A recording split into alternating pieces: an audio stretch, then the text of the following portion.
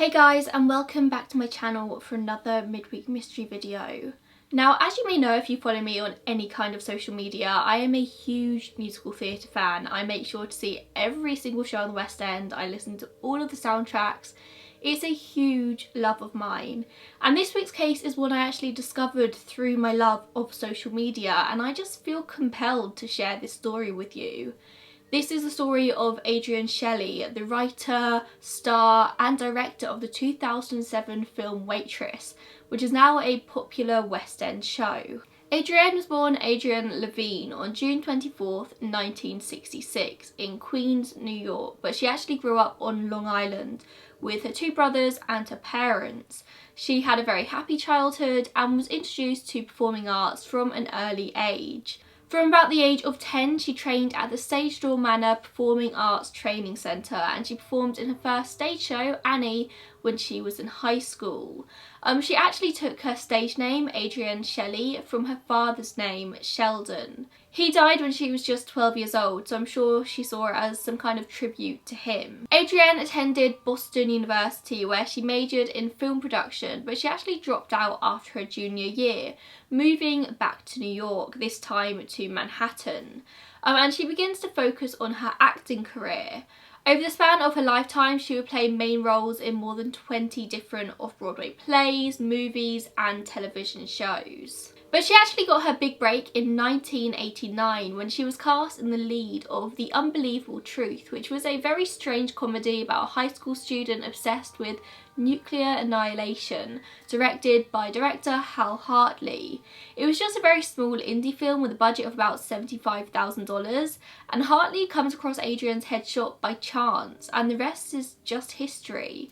A year after The Unbelievable Truth, Hartley actually revises a script he'd written years before called Trust, which was a dark comedy about child abuse, abortion and mental illness. And he specifically had Adrienne in mind when he revised this script, and she was fabulous in that role as well. Over the years, she'd be known for playing these darker characters, sometimes dark comedy, sometimes just plain dark, very much known for her quirkier roles.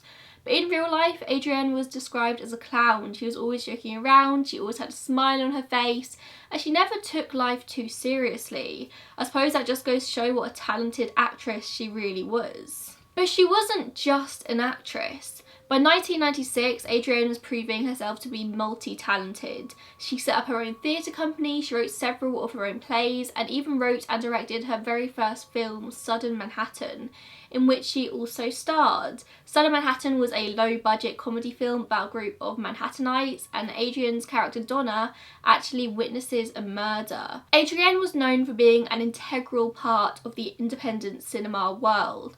While she had ample opportunities throughout the 90s to break into the Hollywood scene, it just wasn't really for her. She loved New York and she loved her indie cinema scene.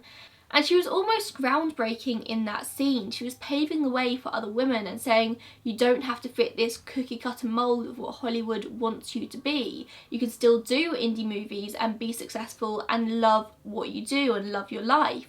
And it seems like she really did love her life. Around 2001ish, Adrienne meets the man who would go on to become her husband, Andy Ostroy. He was the CEO of his own marketing firm. They were set up by mutual friends and they immediately hit it off. Andy is quoted as saying, I really didn't know what to make of her at first. She was like no one I'd ever met, but I knew right away that she was special. By 2003, they're married and Adrienne had given birth to the couple's daughter, Sophie Ostroy. And then Adrienne begins working on a movie that likely would have changed everything for her. Waitress. Adrienne was involved in everything about the movie. She wrote, directed and starred in the film alongside helping design the sets and the costumes and everything in between. Waitress was her metaphorical baby, a love letter written for her actual baby. She actually wrote Waitress when she was about 8 months pregnant with Sophie. She was scared about being a mum and scared about how her life was going to change. And Sophie even appears at the very end of the movie, playing the baby daughter of Waitress's main character, Jenna. Adrienne's previous 2 films had received very little attention, but Waitress was about to change everything. People were really beginning to pay attention, and they were trying to get it entered at several different film festivals. The night before Adrienne actually died, she spoke to her producer and they joked about whether or not they should send the judges of Sundance Film Festival some pies, which is obviously a key theme of the movie, because according to Adrienne, they shouldn't be making that decision on an empty stomach. But she didn't need to send any pies. Waitress got accepted and it was a hit at the Sundance Film Festival and was eventually bought by Fox Searchlight for $4 million. It was a critical success. Mothers everywhere were able to relate to the story that Adrienne told and actually had a box office draw of 19 million. But Adrienne never knew any of that because on the 1st of November 2006 at 5:45 p.m. she was found dead in an apartment in the West Village that Adrienne used as her office. Her husband, Andy, had dropped her there about 9:30 a.m. that morning, but he became worried when he couldn't contact her for the rest of the day, something that was incredibly unusual for his wife. After work, he heads straight to the office and gets the superintendent to let him into the apartment.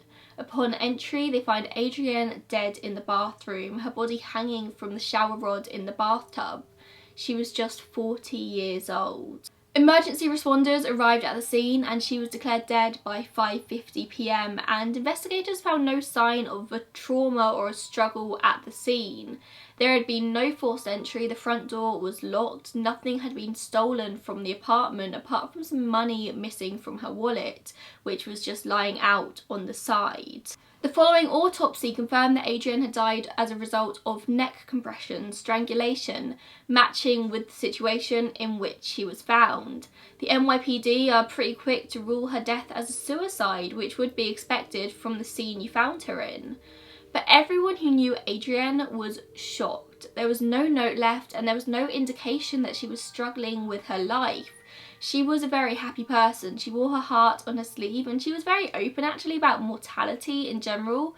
She always said that she'd never stand for any delays in her filmmaking. She'd never wait until tomorrow to do anything because apparently in her way of thinking, she might not live another 7 years, and that was quite a common thing for her to say. She was always saying like, you never know what's going to happen tomorrow, so live life now. But that was never really said in a suicidal way. She just knew the value of living each day. As far as everyone knew, Adrienne simply wasn't depressed. And I know that you can never truly know what's going on in someone's head, but with Adrienne, it's not that people just didn't know she was depressed. It's that she would openly speak about how much she enjoyed life, how much she loved her daughter and she loved being a mother, how she was so happy with Waitress. She was waiting in anticipation to hear if it had been accepted by Sundance. She was really, really excited for what was to come.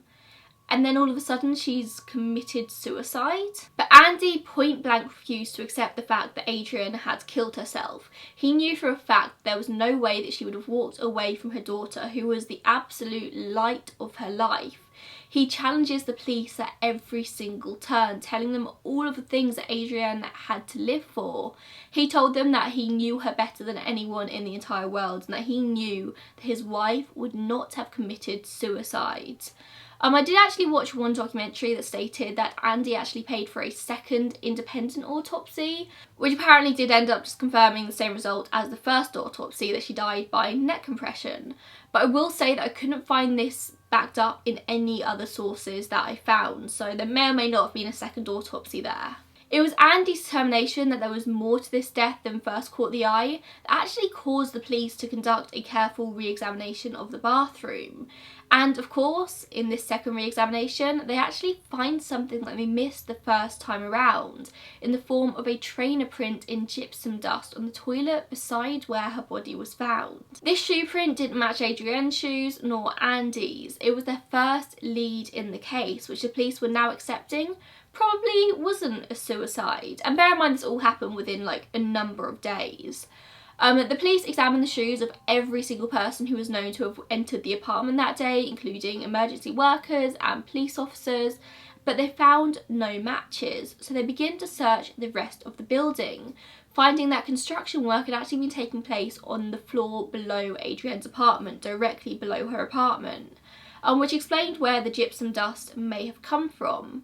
At this construction site, they actually find a footprint in the same dust that perfectly matched the footprint found in the bathroom. Police questioned workers on the site and asked about this specific type of shoe. I think it was a Reebok trainer. The construction worker they originally questioned didn't wear that same type of trainer in that size, but he knew a worker who did. So on the 6th of November 2006, a 19-year-old construction worker called Diego Pilco was arrested. He was an illegal immigrant from Ecuador who had only, I think, arrived in the USA in July of that same year, although I did read a different source that said he'd been there a couple of years. He almost immediately confessed on tape that he killed Adrienne. It took them about half an hour, but he was pretty easy to get to open up. In his version of events, Adrienne had come downstairs to complain about the construction noise and the two had begun to argue. He said that he was having a bad day and that there was a language barrier between the two which led to frustration. He throws a hammer at her and then gets scared that she would call the police, meaning that he would likely get deported back to Ecuador. So apparently he just follows her back to her apartment and Adrienne hits him, as you would do if you got a guy following you back to your apartment. He punches her back and she ends up falling to the ground, hitting her head and falling unconscious. It seems that petite 5'2" Adrienne had fought back, leaving defensive scratch marks on his face.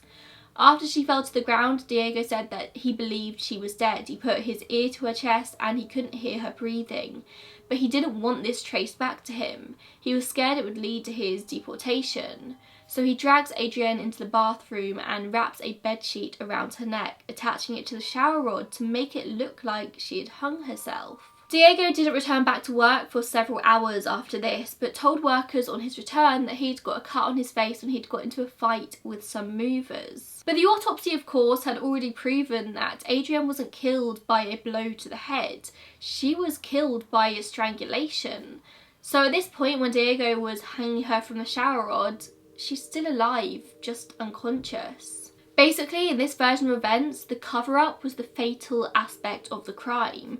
If he'd just left her, she probably would have come around and I wouldn't be sitting here telling this story today. But the police did pick up on some inconsistencies during Diego's original confession. For example, he'd said that Adrienne had come to the construction site to shout at him, but there was no trace of the gypsum dust on Adrienne's own shoes or any of her clothing. And she wasn't even wearing her shoes when she was found. If Diego had followed her directly back to her apartment, it's unlikely she would have taken the time to take her shoes off before getting into a confrontation with him. But by the time the trial had come around, Diego's version of events had changed completely. In February 2008, he entered his guilty plea to manslaughter and told what we can assume to be the true version of events here. He said that Adrienne had not come downstairs to complain about the noise at all. He said that he'd actually snuck into Adrienne's apartment to steal money from her handbag after noticing her heading inside. But she catches him, of course. When she picks up the phone to call the police, he grabs her and covers her mouth. They end up having a fight, she falls to the ground, and that's when he decides to choke her with the bedsheet and then go on to stage the fake suicide scene. The bedsheet is apparently just lying on the ground nearby. And this all sounds like a very straightforward confession to murder now, not manslaughter at all. And murder could have left him with a life sentence in prison if he had been convicted by a jury. But the authorities actually had a very difficult decision to make here. If they changed the charge to murder and he went to trial with a jury, Diego could have just gone back to his first confession, which was recorded, in which it was also made to sound like a very reckless decision which led to manslaughter. If that was the case, if convicted of manslaughter, he could have received a maximum sentence of 15 years, which is kind of nothing for taking a human life. Instead, they actually decided to settle on a plea deal. The prosecution was scared that he'd get a manslaughter charge, the defence scared that he would be charged with full murder, and so they come to an agreement. The plea deal promised a fixed sentence of 25 years in prison, and I would assume immediate deportation upon release. This means that Diego Pilco will be released when he's in his mid-40s, with a huge amount of his life ahead of him. He killed Adrienne Shelly when she was just 40 years old. In the aftermath of the sentencing, Andy Ostroy actually filed a lawsuit suing the contractor who employed Diego Pilco, contending that she'd still be alive if the company hadn't looked the other way whilst hiring illegal immigrants. The lawsuit also seemed to hold the owners and management of the building where she was killed accountable as well, calling them vicariously liable for her death. The suit basically stated that Pilko was an undocumented worker alongside most of the employees of this particular construction company, and it was in their best interest not to have police called to the site because of this. Diego originally stated that he killed Adrienne because he was scared that she would call the police, therefore making the construction company directly responsible for her death. If they had been hiring documented workers instead, Adrienne would likely still be alive today. The construction company was actually owned by Diego Pilko's landlord. When Diego had moved to New York, he'd moved into a basement apartment with his brother.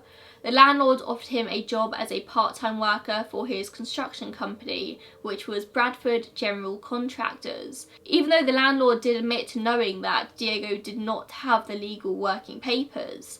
But his boss said that Pilko demonstrated a respectful, well-mannered, decent and responsible behaviour towards his clients. He just seemed to be a hard-working immigrant. Apparently Pilko was quiet and peaceful without a temper, but he was working hard to pay off his smuggling debt and to support his family back in Ecuador.